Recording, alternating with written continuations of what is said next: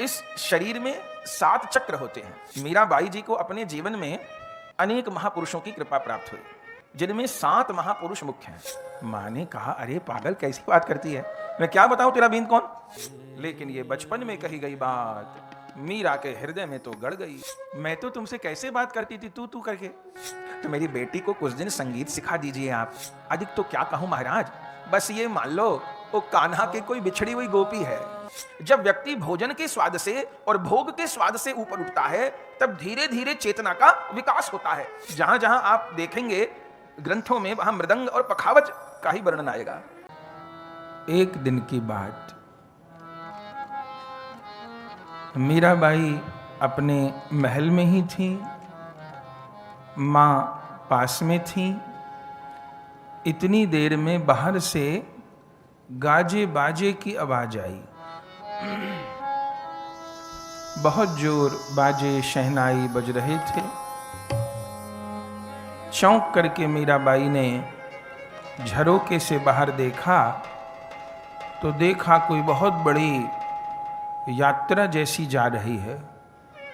ढोल नगाड़े शहनाई बज रहे हैं, बहुत से लोग बहुत सज धज के उसमें नाच गा रहे हैं, और एक कोई जन बहुत सज संवर के हाथी के ऊपर बैठा है और यात्रा जा रही है। मीराबाई जी के जीवन में वो पहला ही दृश्य था। अपनी माँ से पूछा, माँ ये क्या है, किसी राजा की सवारी जा रही है क्या? मीराबाई जी ने कहा, बावरी तुझे दीन दुनिया का तो कोई होश रहता नहीं, अपने गिरधर गोपाल में लगी रहती है। अरे ये किसी राजा की सवारी नहीं है, ये बारात है। बारात है? किसकी बारात है? बारात माने क्या होता है? मीराबाई जी की माँ ने कहा, अरे मीरा, जब कोई वर अपनी दुल्हन को ब्याहने के लिए जाता है, दुल्हा बन के सहरा धारण करके, तो उसको बारात कहते हैं। जब कोई दुल्हा अपनी दुल्हन को ब्याहने के लिए जाता है, तो ये किसको ब्याहने जा रहा है? मीराबाई जी की माँ ने कहा, अपने जो नगर सेठ हैं पूरणमल, उनकी बेटी चंदा, तो जानती है? हाँ, वो तो मेरे से बड़ी हैं, मैं उनके साथ खेलती भी थी, उनको दीदी बोलती थी। हाँ, तो उसी तेरी चंदा दीदी का ब्याह है, और ये जो हाथी पे बैठा है ये उसका बींद है, दुल्हा है उसका, ब्याहने के लिए उसको जा रहा है। अच्छा, तो माँ हर लड़की का बींद होता है? अरे क्यों नहीं होता, सबका बींद होता है। अच्छा, तो सबका ब्याह होता है? हाँ, सभी का ब्याह होता है, सभी के बींद होते हैं। तो माँ मेरा बींद कौन है, मेरा दुल्हा कौन है, मेरा पति कौन है? माँ ने कहा, अरे पागल लड़की, ऐसी बात कोई बोलती है लड़की क्या, मेरा बींद कौन है? अरे अपने पिताजी से जाके पूछ, अपने दादा की गोद में खेलती है, उनसे जाके पूछ, मैं क्या बताऊं तेरा बींद कौन है? नहीं, आप बताइए मेरा बींद कौन है, आप बताइए मेरा बींद कौन है। जबकि मीराबाई जी के चरित्र में ये कहीं दृष्टिगोचर नहीं होता कि उन्होंने किसी भी बात को लेके माँ से जिद की हो, रोई हो किसी भी बात के, कभी नहीं। प्रभु प्रेम में तो खूब रोई, पर बाकी और संसार की तो किसी बात को लेके कि मुझे ये खाना है, मुझे ये पहनना है, मुझे यहाँ जाना है, ऐसी कोई भी घटना नहीं है। लेकिन उस दिन जाने क्या हुआ, माँ का आंचल पकड़ पकड़ के खींचती है, बताइए मेरा बींद कौन, बताइए मेरे दुल्हा कौन। माँ ने कहा, अरे पागल कैसी बात करती है, मैं क्या बताऊं तेरा बींद कौन। जाने उस दिन क्या हुआ, कौन भगवत कृपा काम कर रही थी। मीराबाई तो आंगन में लोट पोट के रोने लग गई, हाथ पांव मार मार के रोने लग गई। बताइए मेरा बिंद कौन, मेरा दुल्हा कौन, मेरा बिंद कौन? मां ने बार बार कहा, बिटिया ऐसी बात बेटियां नहीं करती, जब बिंद होगा तो बता दूंगी कौन, अभी क्या बताऊं? नहीं बताइए। रोने लगे, भोजन नहीं किया, दूध नहीं पिया, रोए, जोर जोर से रोए, हाथ पैर मार मार के रोए। मां ने कहा इसको क्या हुआ? तब गोद में लिया मीराबाई जी को। अच्छा चुप हो, बताती हूं कौन है तेरा बिन। गोद में लेके आई और जहां गिरधर गोपाल थे वहां ले जाके खड़ा कर दिया और बोले सुन, अब रोना मत, बताइए मेरा बिंद कौन? ये रहा तेरा बिंद। गिरधर गोपाल की तरफ इशारा करके बोली, ये रहा तेरा दुल्हा, अब मत रोना, चुप। मां ने तो ये कह दिया, मीराबाई का रोना भी बंद हो गया, मां तो चली गई। कई बार बच्चे लोग ऐसा कुछ हट माँ बाप के साथ कर देते हैं कि जिस बात का जवाब नहीं होता, तो माँ बाप कई बार जान छुड़ाने को कुछ भी बच्चे को बोल देते हैं। लेकिन ये बचपन में कही गई बात मीरा के हृदय में तो गड़ गई, और उसी समय मां तो चली गई, मीराबाई तो वहीं बैठी रह गई। 5 साल की बच्ची जरूरी नहीं कि चुन्नी रखे, घर में तो बच्चियां ऐसी घूमती हैं। तो उन्होंने लहंगा चोली तो पहनी थी, चुनरी नहीं थी। तुरंत गई, चुनरी निकाल के लाई, सिर से चुनरी ओढ़ ली और गिरधर गोपाल से कहती है, हे मेरे ठाकुर, मुझे तो पता ही नहीं था तुम मेरे बींद हो। मैं तो तुमसे कैसे बात करती थी तू करके, और तुम्हारा ध्यान भी नहीं रखती थी। हे राम, वो तो मां ने बता दिया कि तुम मेरे बींद हो, मैं तुम्हारी बीनड़ी हूं। अरे राम, कितनी भूल हो रही थी। अब तो यही चिंतन चलने लग गया। अब सोचती हैं ये बीनड़ी कैसे रहती हैं, सुहागिन कैसे रहती है। अरे सुहागिन के माथे पे तो बिंदी होती है, हाय मेरे तो बिंदी भी नहीं है। जाने कहां से लेके आई कुमकुम, माथे पे बिंदी लगा ली, माथे पर भी सिंदूर थोड़ा लगा लिया। अरे बीनड़ी तो पायल पहनती है, था उनके पास सब कुछ, वो तो राजा की बेटी थी, पर इस और उनका झुकाव नहीं था। अब तो पायल पहन ली, कंगन पहन लिए, करधनी पहन ली, और गिरधर गोपाल को आप कह के बात करने लगी। दृष्टि ही बदल गई, स्वरूप ही बदल गया। धीरे धीरे करके समय बीता। अब मीराबाई जी के जीवन में एक और संत का पदार्पण हुआ। मीराबाई जी को अपने जीवन में अनेक महापुरुषों की कृपा प्राप्त हुई, जिनमें 7 महापुरुष मुख्य हैं, जिनकी कृपा मीराबाई जी को जीवन में मिली। जिनमें पहले तो स्वयं उनके दादाजी हैं, दादाजी ने बहुत सत्संग दिया उनको। दूसरी कृपा मिली गिरधर दास जी की, जिनसे गिरधर गोपाल मिले।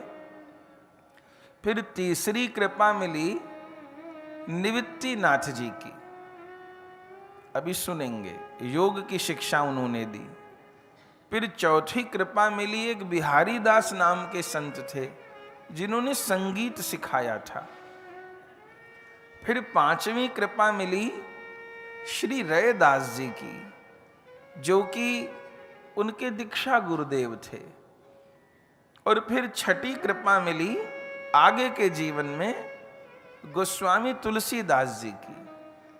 जब मीराबाई ये निर्णय नहीं कर पा रही थी कि मैं कौन रास्ते पर जाऊं। परिवार में ऐसी परिस्थिति हो गई ससुराल में कि वहां जीना संभव नहीं रहा, तो कहां जाऊं मैं। तो उस समय छठी कृपा गोस्वामी तुलसीदास जी की मिली थी, और सातवीं और अंतिम कृपा श्री जीव गोस्वामी जी की वृंदावन में मिली थी, जिनके मुख से उन्होंने गौरांग कथा सुनी थी, वृंदावन की रहनी को जाना था, और अंततः जीव गोस्वामी जी की आज्ञा से ही द्वारिका जी गई थी और फिर प्रभु में समा गई थी। तो अब मीराबाई के जीवन में ये तीसरी संत कृपा है। उस समय एक निवृत्तिनाथ नाम के संत थे, जो कि उस समय भारत के सबसे बड़े योगाचार्य थे, योग गुरु थे उस समय के सबसे बड़े। पुष्कर जी में महात्माओं का आना लगा ही रहता था। जो भी आते थे तो राव दूदा जी से मिलने आते थे। राव दूदा जी बड़े संत प्रेमी थे, दादाजी उनके। एक दिन निवृत्तिनाथ जी भी आए, प्रसन्न हो गए राव दूदा जी, बहुत स्वागत सत्कार किए। मेरे तो भाग खुल गए, मुझे तो गंगा जाना नहीं पड़ता, चल करके गंगा आ जाती है मेरे दरवाजे पर। महाराज मैं तो धन्य हो गया। निवृत्तिनाथ जी ने कहा, महाराज पुष्कर जी आए थे और जिस संत से मिलते पुष्कर जी, वे एक ही बात कहते, मेड़ता जरूर जाना, मेड़ता जरूर जाना। वहाँ राव दूदा जी रहते हैं, उनसे मिलना, ग्रस्त में रहते हुए संत हैं, तो इसलिए मैं आ गया। चर्चा चली रही थी, इतनी देर में मीराबाई पहुंच गई। मीराबाई जी ने अपने दादा को प्रणाम किया, महात्मा बैठे थे उनको भी प्रणाम किया। देखते ही मीराबाई पे दृष्टि टिक गई निवृत्तिनाथ जी की। राव दूदा जी से कहा, ये बच्ची कौन है? बोले, महाराज ये मेरे छोटे बेटे की बेटी है, मेरा बेटा है रतन सिंह, उसकी ये बेटी है। अच्छा, 5-6 बरस की है ये? अच्छा, बड़ी विलक्षण कन्या है। हाँ महाराज, जो भी संत इसको देखते हैं वही कहते हैं बड़ी विलक्षण कन्या है। एक महात्मा तो वृंदावन से आए थे, अपने ठाकुर जी ही इसको दे गए, अब तो उन्हीं की सेवा में लगी रहती है। अच्छा, बड़ी विलक्षण कन्या है। महाराज मुझे आपसे एक प्रार्थना करनी है। कहिए। आप तो इस समय भारत के सबसे बड़े योग गुरु हैं। मैं चाहता हूं कुछ दिन मेरी बेटी को भी योग सिखाइए, प्राणायाम सिखाइए। घर में बच्चे तो मेरे बहुत हैं, सब बेटों के बेटा बेटी हैं, पर जैसी ये बच्ची है ऐसा तो कोई नहीं। इसकी अत्यंत रुचि है अध्यात्म में, और मैं क्या कहूँ, मेरी इसमें बहुत ममता है, और मैं चाहता हूँ इसको मैं अध्यात्म राज्य का पूरा ज्ञान दूं। और महाराज आपको सिखाने में भी इसको बहुत आनंद आएगा। कब जब योग्य शिष्य मिलता है, सीखने वाला मिलता है अच्छे से, तो सिखाने का भी मन होता है। तो आप कुछ दिन कृपा करके बच्ची को प्राणायाम सिखाइए ना, योग सिखाइए ना। निवृत्तिनाथ जी ने कहा, महाराज सिखाने में तो कोई असुविधा नहीं, पर तुम्हारी बेटी का पथ भक्ति वाला है, ये योग वाला रास्ता इसको रुचेगा नहीं। पर आप कहते हो तो जरूर सिखा दूंगा, क्योंकि इसको कुछ सिखा के मेरी विद्या भी धन्य हो जाएगी। आपकी बेटी के साथ मेरा भी संबंध जुड़ जाएगा, नाम जुड़ जाएगा। तो मैं रुक जाता हूं। रुक गए, और अगले दिन से ही दादाजी ने व्यवस्था कर दी। माता पिता को तो ज्यादा पसंद नहीं थी ये सब बातें। मीराबाई जी की माँ को तो बिल्कुल ही पसंद नहीं थी कि बेटी को क्या क्या सिखाया जा रहा है। उसको दुनियादारी की तो बात बताई नहीं जा रही, योग सिखा रहे हैं, क्या काम आएगा उसको योग। पर घर में जो ससुर थे राव दूदा जी, उन्हीं का आज्ञा पालन होता था, तो बोल कोई सकता नहीं था। और दादा की लाडली थी मीराबाई, तो हर बात उनकी मानी जाती थी। अगले दिन से योग शिक्षा होने लगी। प्राणायाम के विषय में बताया, उद्गीत प्राणायाम और समस्त प्राणायाम के विषय में बताया। आसन सिखाने लगे। गुरुजी को अचंबा, पहले ही दिन जिस आसन में जितनी देर बैठने को गुरुदेव ने कहा, उससे 3 गुना समय तक निश्चल होके मीराबाई बैठी रहे।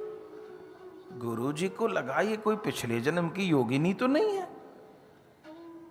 तुरंत उस आसन को एकदम ठीक कर लेना और जितनी देर गुरुदेव कहें उससे अधिक देर बैठ जाना।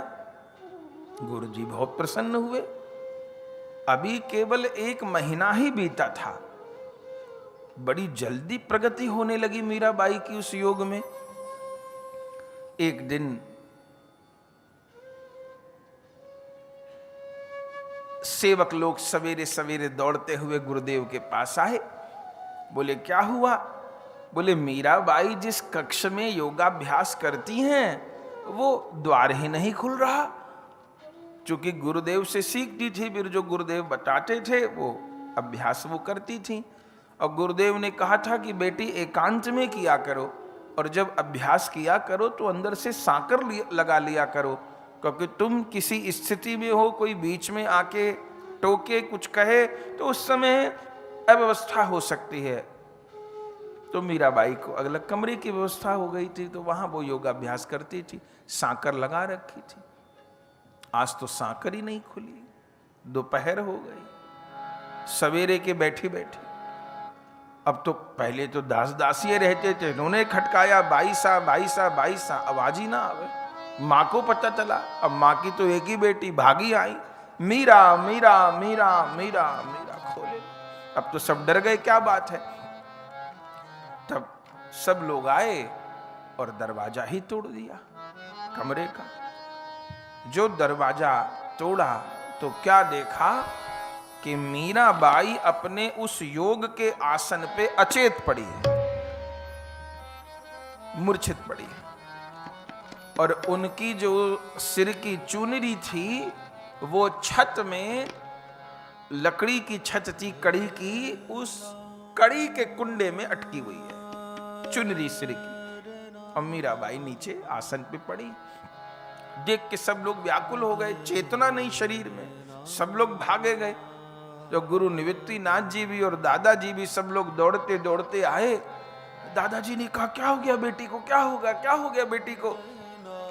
तब तो निवृत्तिनाथ जी ने नब्ज देखी, शरीर का परीक्षण किया और राव दूदा जी को कहा महाराज बधाई है,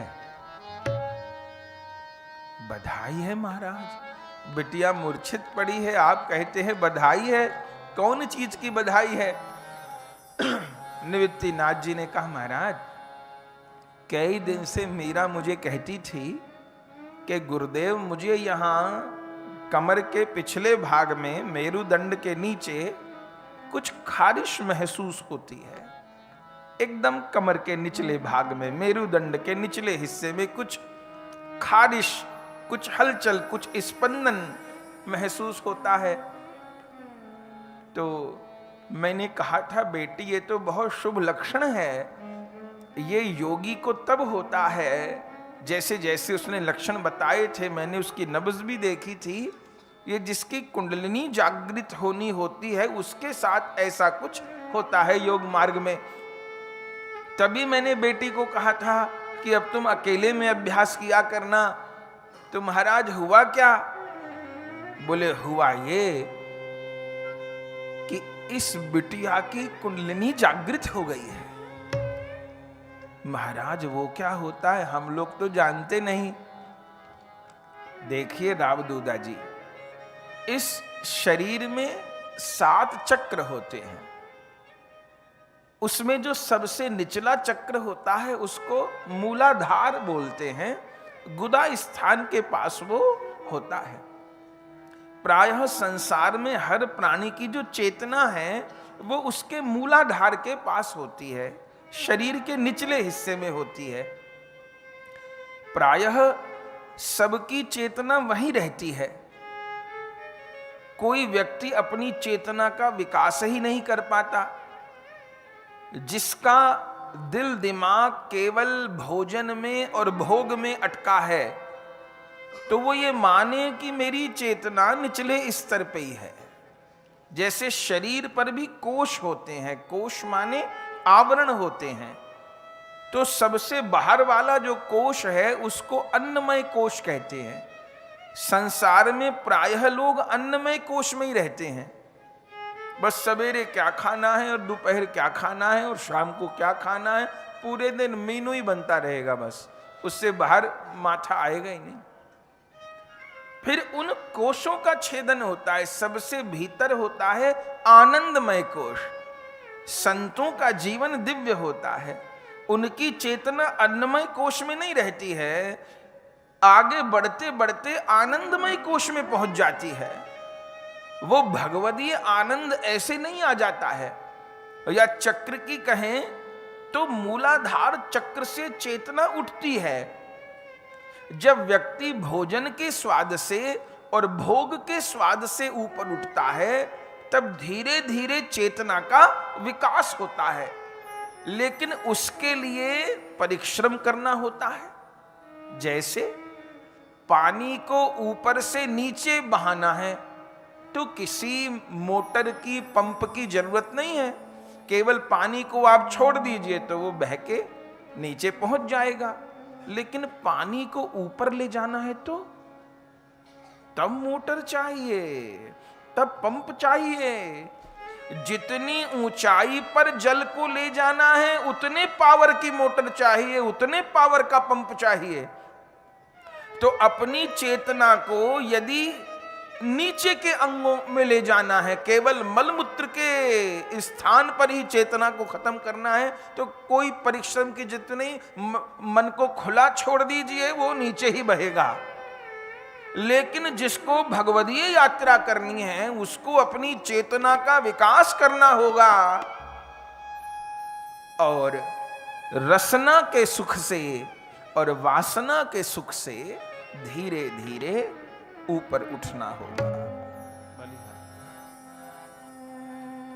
जल को ऊपर ले जाना है तो उसके लिए मोटर लगानी पड़ेगी। तो इस चेतना को ऊपर ले जाने के लिए कौन सा पंप और मोटर है? इसमें 3 चीज मुख्य साधक को काम आती हैं भक्ति मार्ग के अनुसार: श्रवण भक्ति, कीर्तन नाम जप भक्ति और स्मरण भक्ति। इन 3 से चेतना का विकास होता है। तो उन निवृत्तिनाथ जी ने कहा कि प्रायः चेतना निचले स्तर पर रहती है। योगियों को जिंदगी लग जाती है कुंडलिनी जागृत करने में, धीरे धीरे चेतना का विकास होता है। शरीर में चक्र हैं, उन चक्रों का छेदन करते करते चेतना ऊपर उठती है, और जब यहां ब्रह्म स्थान में चेतना आ जाती है जिन संतों की, उनके भीतर फिर आनंद का फुहारा फूट पड़ता है। दिव्य ज्ञान, दिव्य अनुभव, दिव्य चिंतन, सभी कुछ अति दिव्य हो जाता है। तो मेरी बेटी को क्या हुआ? बोले महाराज कह तो रहा हूं, बधाई है। प्रायः तो धीरे धीरे चेतना का विकास होता है, पर लाखों में करोड़ों में कोई एक ऐसा प्राणी होता है जिसकी एक झटके में कुंडलिनी जागृत हो जाती है, जिसका निर्मल चित्त होता है, जिसका पावन चित्त होता है, उसके भीतर एक क्षण में चेतना का विकास हो जाता है। तो आपकी बेटी का निर्मल हृदय है, एक बार में चेतना उसकी ब्रह्म स्थान में पहुंच गई। तो ये चुनरी ऊपर अटकी है, ये क्या हुआ? हम तो जान नहीं पाए, दरवाजा तो बंद था। देखिए महाराज, जिस समय कुंडलिनी जागृत हुई होगी, मीरा का तो हल्का फुल्का शरीर है, बच्ची है, तो उस आवेग में इसका शरीर ऊपर उठ गया, छत से जा लगा होगा, छत की कड़ी में इसकी चुनरी फंस गई। धीरे धीरे जब आवेग कम हुआ तो शरीर नीचे आया होगा और ये आसन पर मूर्छित हो गई होगी। अब स्वस्थ कैसे होगी? हो जाएगी, 2-3 दिन लगेंगे। आप सेविकाओं को बोलिए हल्के हाथ से मीरा के शरीर पर मालिश करे, स्वस्थ हो जाएगी, घबराने की बात नहीं है। ये कह के गुरुदेव चले गए। सब सेवक लोग लग गए। धीरे धीरे मीरा के जो हाथ पांव ऐसे मुड़ गए थे, वो शरीर पर मालिश की गई। धीरे धीरे शरीर स्वस्थ हुआ और फिर गुरुदेव आ गए। मीराबाई ने गुरु के चरणों में प्रणाम किया। जो जो गुरुदेव ने बताया था दादाजी को, जब दादाजी के परिवार के सामने पूछा मीरा जी से कि बेटी तुझको हुआ क्या था, तब मीराबाई ने यही कहा कि मुझे मूलाधार स्थान पर ऐसे लगा जैसे कोई नागिन के जैसे ऊपर कोई चेतना चल रही है और सारे शरीर को चीरते हुए वो चेतना मेरे कपाल में आ गई। गुरुदेव ने मीरा जी को हृदय से लगा लिया, माथा सूंघा मीराबाई का और कहा बेटी तू तो कहती है कि मेरे जैसे गुरु को पाके तू धन्य हो गई, मैं कहता हूं मैं तेरी जैसी शिष्य को पाके धन्य हो गया। तेरी जैसी बेटी मुझे, मेरी शिक्षा धन्य हो गई, मेरी विद्या धन्य हो गई। राव दूदा जी ने कहा तो अभी आप और विराजिए।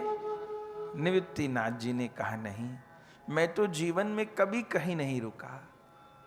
पता नहीं क्यों मन में पुष्कर यात्रा का भाव आया, लगता है इसके गिरधर गोपाली की इच्छा होगी। मैं तो पर्वतों में कंदराओं में रहने वाला क्यों आ गया पुष्कर, और पुष्कर से क्यों यहाँ आ गया, और क्यों राजमहलों में रह गया। मैं तो पर्वत कंदराओं में रहने वाला, जरूर इस बेटी के साथ प्रारब्ध जुड़ा हुआ था। अब तो मुझे रहना नहीं, अब तो मुझे जाना है। मीराबाई जी ने फिर चरणों में प्रणाम किया। राव दूदा जी ने कहा महाराज हम आपकी क्या सेवा करें, आप तो विरक्त महापुरुष हैं, पर इतना बेटी को आपने ज्ञान दिया है, हम आपके लिए क्या कर सकते हैं। मुझे तो किसी चीज की जरूरत नहीं है, रमता जोगी हूं, बस दक्षिणा यही है कि मीरा का ध्यान रखना। मीरा का ध्यान रखना, कैसे ध्यान रखें इसका। सब महात्मा लोग तो कहते हैं ये कौन है। अधिक तो क्या कहूं महाराज, बस ये मान लो वो कान्हा की कोई बिछड़ी हुई गोपी है, अब मिलने आई है उससे। आप बड़भागी हैं कि आपके घर में बेटी बन के आई है। बस संभालिए इस बच्ची को, तकलीफ न हो, बस इतना आप ध्यान रखें। बस ये कह करके वो निवृत्तिनाथ जी भी चले गए। ये तीसरी संत कृपा थी मीरा के जीवन की।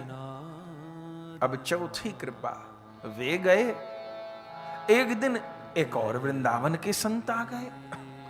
उनका नाम था श्री बिहारी दास बाबा।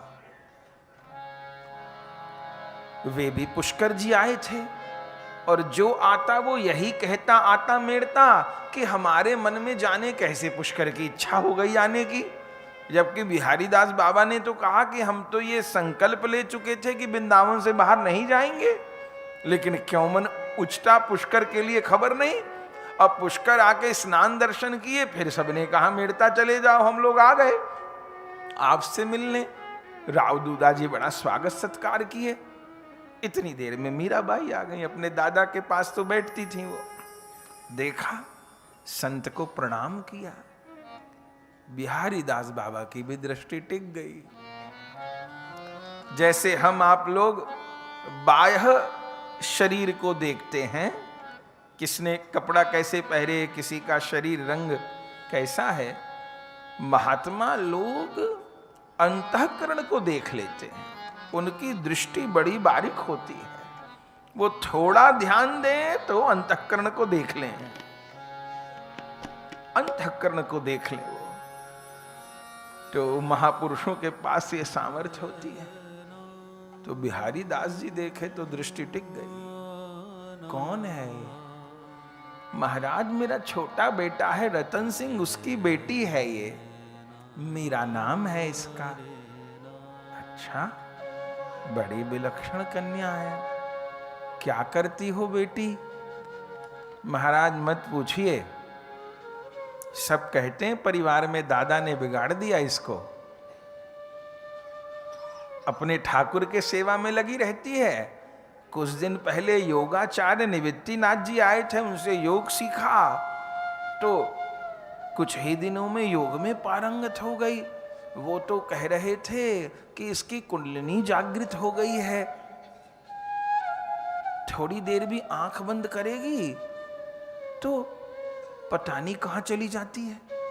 मुझे तो पहले लगता था कि इसको झपकी लग जाती है, पर फिर मुझे लगा कि ऐसे थोड़ा झपकी लग जाएगी किसी को, इसलिए मैं इससे बात करते करते इसको आंख नहीं बंद करने देता। थोड़ी देर आंख बंद करेगी, जाने कहां डूब जाएगी। फिर 3-4 बार कहूंगा बेटी मीरा, मीरा बेटी बेटी, तब पता नहीं कौन से राज्य से बाहर आती है। अरे राम, ऐसी एकाग्रता, ऐसी तन्मयता, बड़भागी हैं आप जो ऐसी बेटी आपको मिली है। महाराज मुझे आपसे कुछ कहना है। कहिए।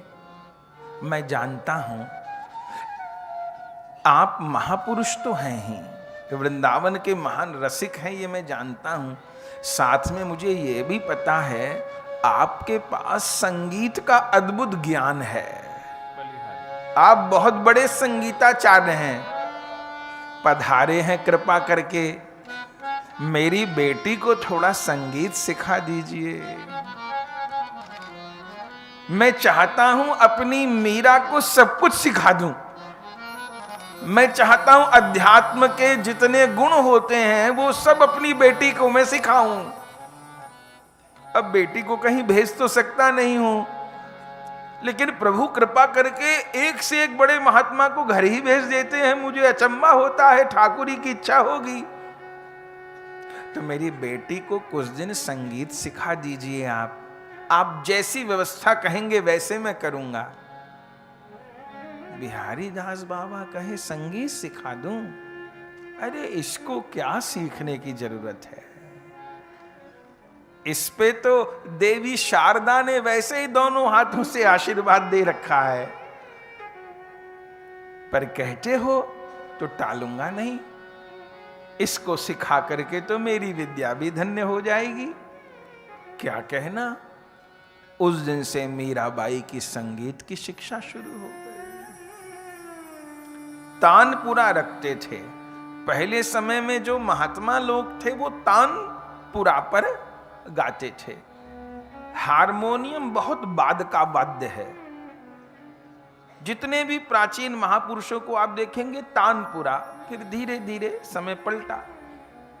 तबला और ढोलक भी बहुत बाद का वाद्य है। 500 साल पहले पखावज ही थी। ये तबला ढोलक ये सब पखावज से ही पैदा हुए। इसलिए जहां जहां आप देखेंगे ग्रंथों में वहां मृदंग और पखावज का ही वर्णन आएगा। और स्वर वाद्य के लिए जो प्रयोग होता था वो तानपुरा, वीणा, ये सारंगी भी बाद की है। वीणा और तानपुरा ये प्राचीन सबसे वाद्य हैं। तो पुराने महात्मा ऐसे ही गाते थे, स्वयं सूरदास जी भी ऐसे ही गाते थे। तो महात्मा बैठे और पहले दिन की ही उनकी कक्षा, अब संगीत की जो योग की पहले दिन की कक्षा क्या है, योग मार्ग की पहले दिन की कक्षा है उद्गीत प्राणायाम। ओम का उच्चारण करिए।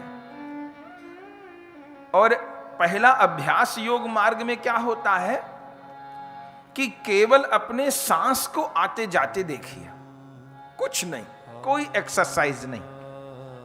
पहला योग का अभ्यास क्या है, वह कुछ नहीं करना, कैसे मैं सांस भर रहा हूं और कैसे छोड़ रहा हूं। एक अभ्यास करना है, अपनी सांस को लेते हुए और छोड़ते हुए सारी कंसंट्रेशन वहीं ले आइए। आप कहेंगे इससे क्या होगा? इससे कंसंट्रेशन बढ़ती है। आप अभ्यास करके देखिए, जिसका मन बहुत चंचल रहता है वो ये अभ्यास करे। ज्यादा नहीं, आधा घंटा कर लीजिए, 15 मिनट कर लीजिए, फिर आपको बहुत अच्छा लगने लग जाएगा। फिर इसमें आप नाम जप जोड़ सकते हैं। फिर उसकी अनेक स्टेज हैं। हम लोग का राधा माधव का रास्ता है, तो फिर हम लोग राधा माधव का भी ध्यान कर लेते हैं। पर पहला चरण ये है, केवल अपनी श्वासों को आते जाते देखो।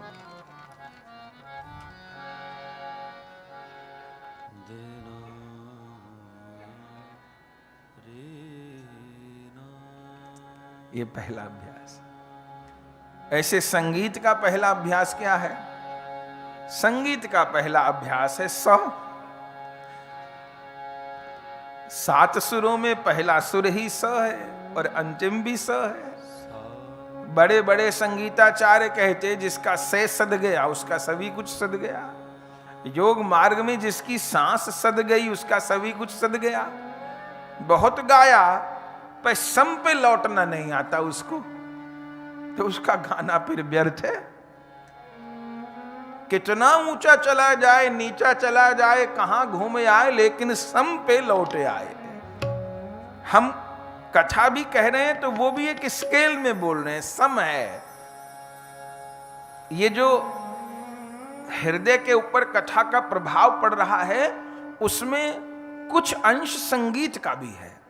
मुख्य वस्तु तो हरि की कथा ही है, पर उसमें कुछ अंश संगीत का भी है। चूंकि नाद भी ब्रह्म है, हर चीज सम से कही जा रही है। एक शब्द भी बोला जा रहा है तो वो बेसुर नहीं बोला जा रहा।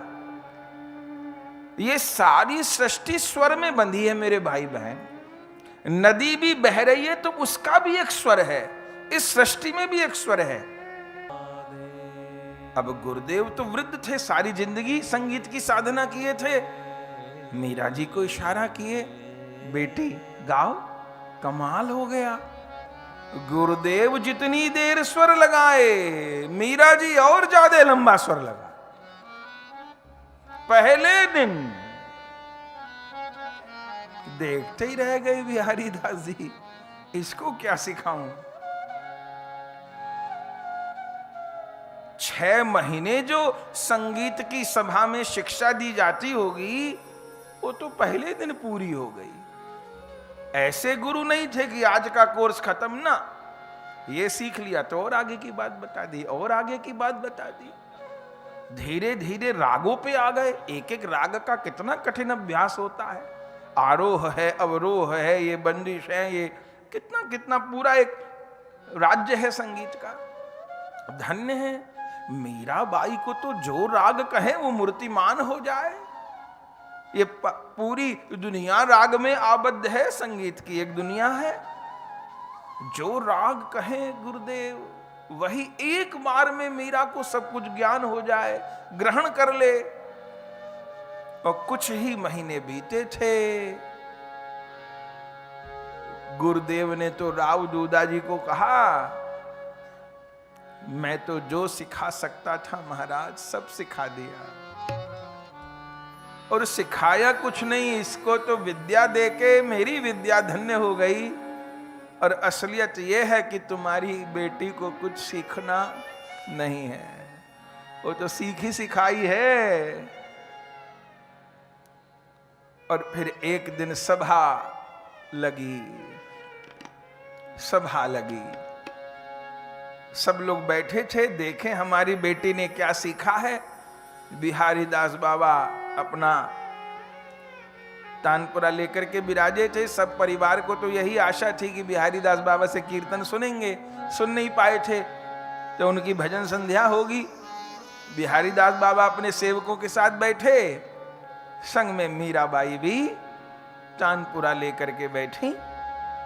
आहा, जो गुरु शिष्य की जुगलबंदी हुई, और ज्यों मीराबाई ने गाना प्रारंभ किया, सब देखते रह गए,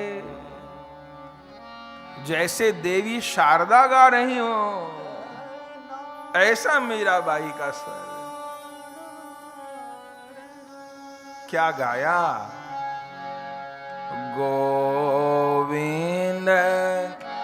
कबाहू मिले पिया मेरा, गोविंद कबाहू मिले पिया मेरा, गोविंद कबाहू मिले पिया मेरा, गोविंद कबाहू मिले पिया मेरा, गोविंद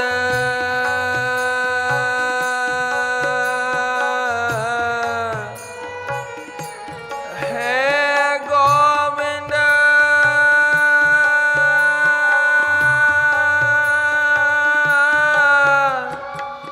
है गोविंद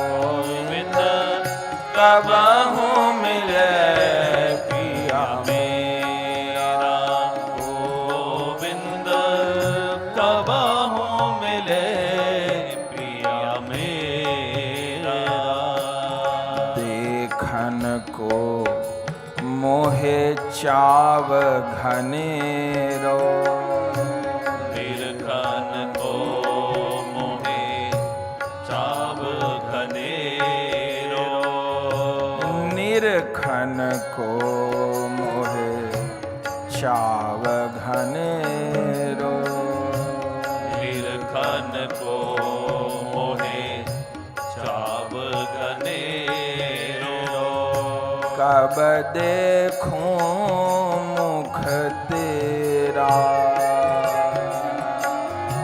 कब देखूं मुख तेरा, गोविंद कब देखूं मुख तेरा, गोविंद कब देखूं मुख तेरा, दिवस न भूख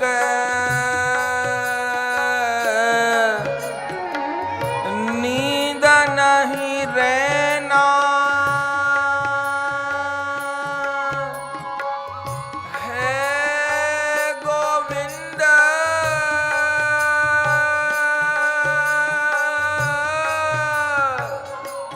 है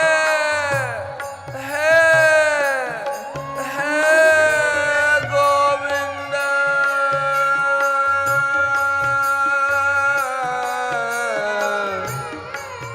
है गोविंद है गोविंद,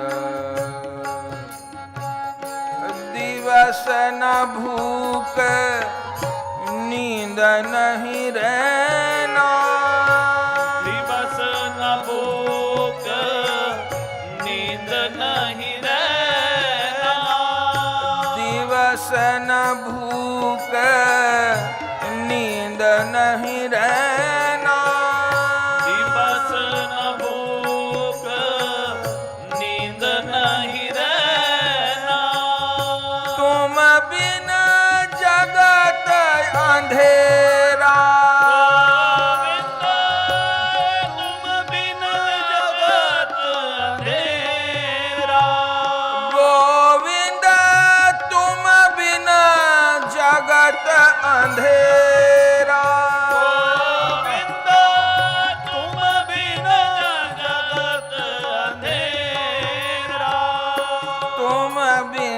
जगत अंधेरा, तुम बिन जगत अंधेरा, गोविंद कबाहू मिले पिया मेरा, गोविंद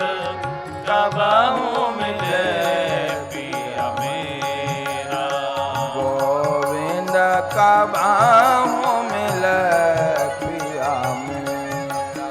गोविंद कबहु मिले पिया मेरा। मीरा के प्रभु गिरधर नागर। मीरा के प्रभु गिरधर नागर।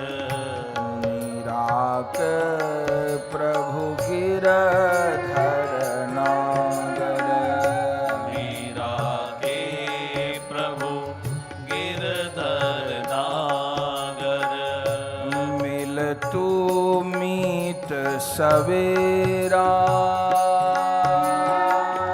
मिल तू मीत सवेरा। मिल तू मीत सवेरा। मिल तू मीत सवेरा। तुम बिन मोह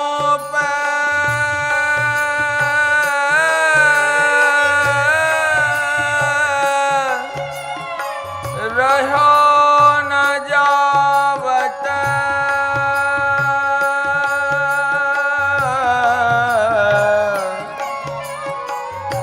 तुम बिन मोह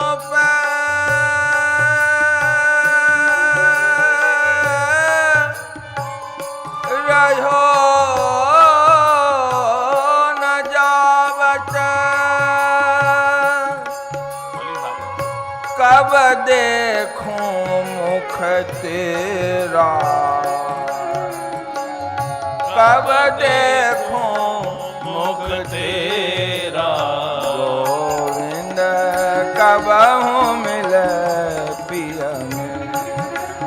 गोविंद कबहु मिले पिया मेरा। गोविंद कबहू मिले पिया